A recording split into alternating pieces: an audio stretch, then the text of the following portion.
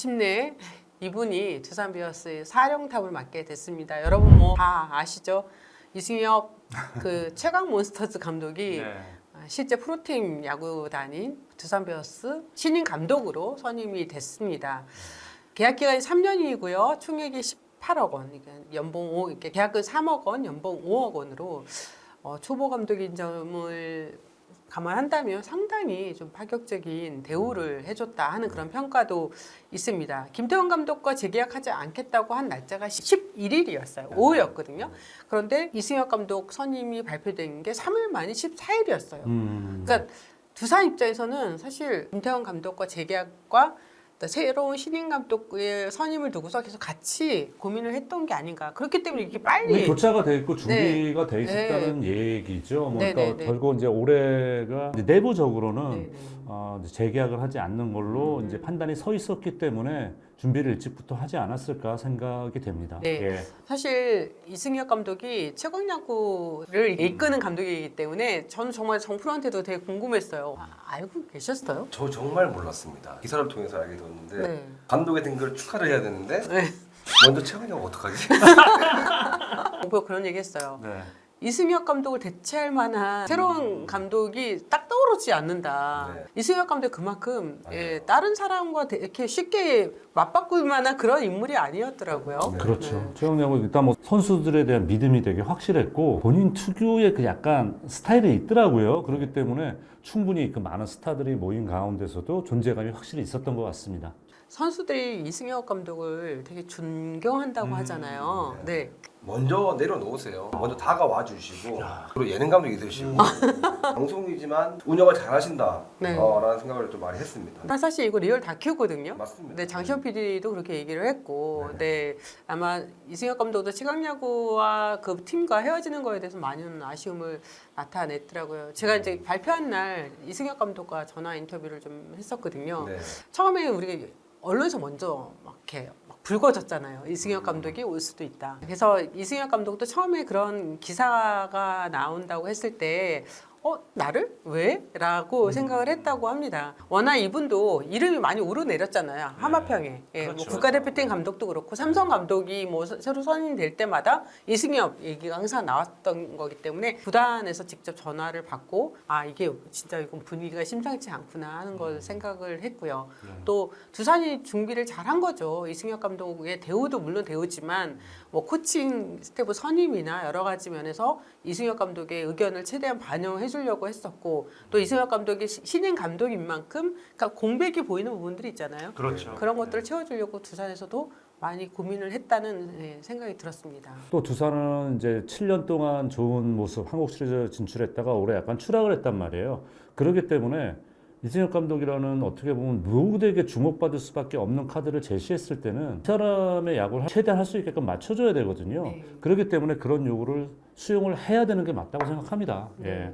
그 감독 선임 발표가 나기 전후로 가장 많이 나왔던 이야기가 지도자 경험이 없다. 그런 감독이 김태형 감독의 색깔이 가장 많이 배어 있는 그 팀을 맡아서 좋은 성적을 낼 수 있을까? 과연? 왜 이전에는 그런 코치나 이런 쪽에 뭐 설령 이군 감독이라도 할 생각이 없었냐라고 했는데 구단과 유지일 감독님이 나를 코치를 원했다. 그럼 자기는 얼마든지 갈 수 있다. 그런데 다른 팀 감독이 계신데 코치 이승엽이라는 그 존재 자체가 그 감독한테도 굉장히 부담이 될 수도 있겠다라고 생각했다. 내가 잘나서가 아니라 그분 입장에서는 이승엽이라는 코치를 두고 팀을 운영한다는 게 과연 쉬울까 과연 그런 생각이 들었다고 하고요. 다른 팀에서는 코치 제안도 있었대요. 네. 있었는데 삼성에서는 단 한 번도 연락이 없었다고 합니다. 네. 삼성의 색깔이 올곧이 다 있는 삼성 라이온즈 파크에 벽화가 있는 그런 레전드이기 때문에 처음 지도자 생활을 다른 팀 삼성도 아닌 두산으로 간다는 건 쉽게 받아들이기 어려운 부분이었지만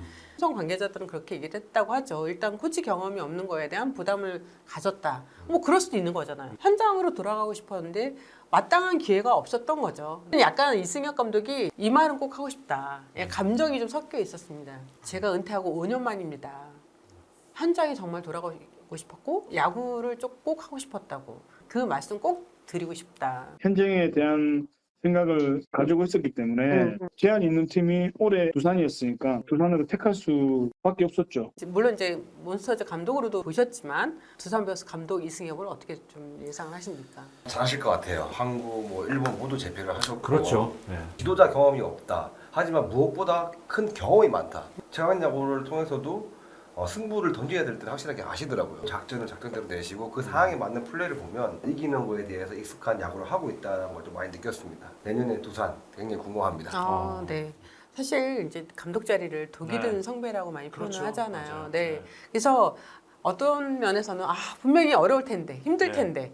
네, 예상처럼 흘러가지 않을 수도 있을 텐데 뭐 이런 생각을 하기 때문에 이승엽이라는 레전드를 아끼고 싶어서 약간 현장 가는 게 네. 좀 싫어하는 분들도 있어요. 스타 출신 선수들이 아무리 사랑받던 선수도 감독이나 또는 방송 쪽에서 기대에 못 미치면은 정말 새로운 사람으로서 보고 또 새로운 평가를 내려버려요. 그렇기 때문에 독에 든 성배라고 말씀하시는 건데 하지만 감독 제안 왔는데 거절한 경우 거의 못 봤습니다. 독이 든 성배가 아니라 맹독류에 코브라가 물들어도 그만큼 국내에서 일단 한다. 한 10자리밖에 없는 자리고요. 내 야구를 펼쳐보고 싶은 마음 당연히 다 있으실 거라고 생각을 해요. 자신이 있기 때문에 저는 선택을 하지 않았을까 그렇게 감히 생각이 들어요. 일단 코칭 스태프 구성이에요. 일단 네. 김하수 전 감독을 그렇죠. 수석 코치로 모셔왔잖아요. 네. 제가 그래서 이승엽 감독한테 와 정말 그건 정말 탁월한 선택인 것 같다라고 음. 말씀을 드렸고 이제 고토 네. 코치도 모셔오잖아요. 일단 투수 파트는 어떻게 될까요?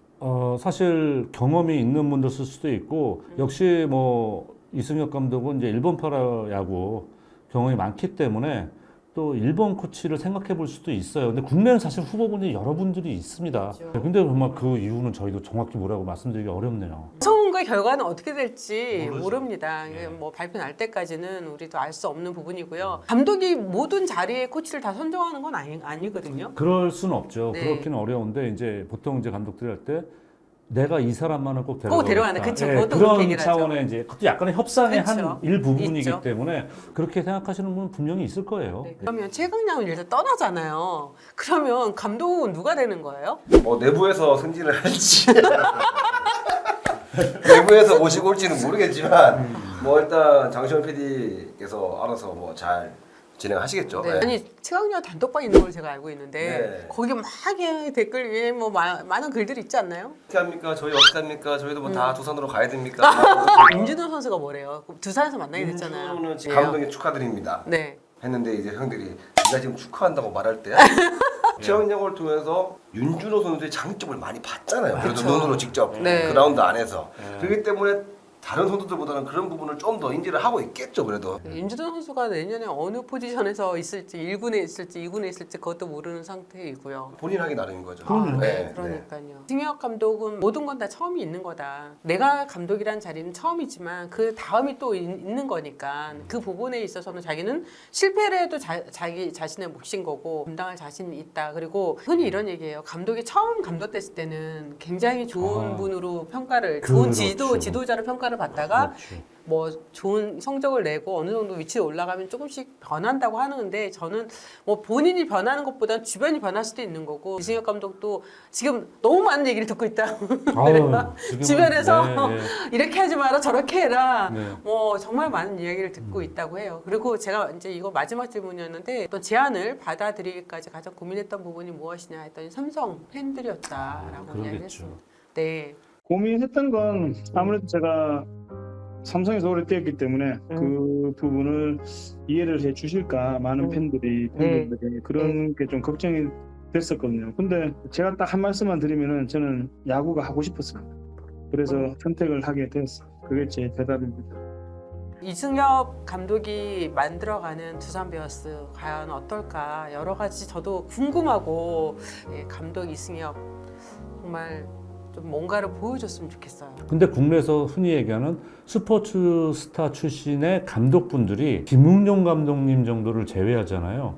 그러면 끝에 조금씩 다 안 좋으셨어요. 손논영 감독도 삼성에선 좋았지만은 고향팀이 기아 타이거스여서 오히려 약간은 좀 안 좋았고 김기태 감독님도 LG 감독 하시다가 다시 또 고향팀 가서 오히려 좀 안 좋고 그러니까 뒤가 안 좋으셨던 분들이 많기 때문에 저는 이승엽 감독이 그런 징크스도 깨고 오랫동안 뭐 멋진 좀 그런 감독으로서 새로운 상황 만들어줬으면 좋겠습니다. 네.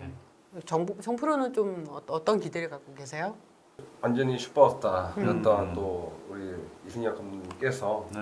틀을 뭔가를 하나 깨주신 거에 대해서 프로야구도 이제 조금씩 변하구나라는 것도 많이 느꼈고요. 좋은 성적을 내 가지고 네. 여러 좀 변화들이 좀 많이 일어나는 또 프로야구였으면 좋겠고 무엇보다 또 팬들한테 이렇게 인정받고 사랑받는 분이 감독이 되신 거에 대해 가지고 진심으로 축하드리고 대단하십니다. 네. 네. 정말 두산 이 프런트 특히 그룹의 움직임이 저는 굉장히 놀라웠습니다. 정말 이승엽 카드를 이렇게 생각해서 할 수 있다고라는 생각이 들었는데 그만큼 많은 변화를 가져가려고 하는 것 같아요. 그래서 이승엽 감독과 두산 또 두산과 이승엽 감독이 만들어가는 2023 시즌 저희도 응원하는 마음으로 지켜보겠습니다. 올 시즌 프로야구팀에서 활약했던 외국인 선수들 네. 중에서 남을 선수와 떠날 선수들 과연 누가 있을까? 아마 송지현 정도면 다 파악을 이미 하셨을 것 같아가지고 제가 여쭤보려고 합니다.